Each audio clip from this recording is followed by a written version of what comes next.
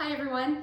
It's been a couple of weeks since I've done any HQ challenges on Facebook or Instagram. So we're going to start up again. It's the start of the new year. So we're going to start out with a basic first year concept, okay? And it has to do with obstructive and restrictive disorders. So which of the following anatomic alterations is not associated with obstructive disorder? So a couple of things going on right here. The first thing we need to do is talk about obstructive disorder. So an obstructive disorder is going to be a disorder that is in the airway. Commonly in school we teach this by saying, okay, remember the acronym CBABE: cystic fibrosis, bronchiectasis, asthma, bronchitis, but the chronic form and emphysema.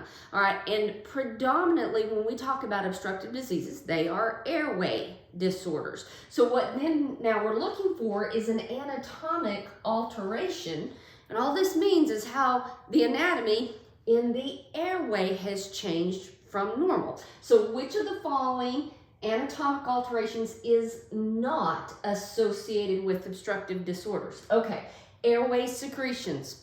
Yes, when you have pretty much any of the CBABE disorders except emphysema, there's going to be excessive secretion. So this is an anatomic alteration associated with an obstructive disorder.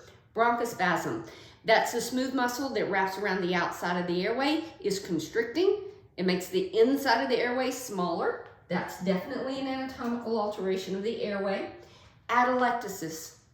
Atelectasis is the collapse or the incomplete expansion of the alveoli.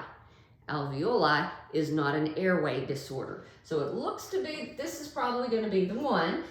And then airway inflammation, okay, that's in the airway, and that's the mucosal membrane in the airway getting inflamed, so the airway is smaller. So of these four, the one that is not associated with obstructive disorders is atelectasis.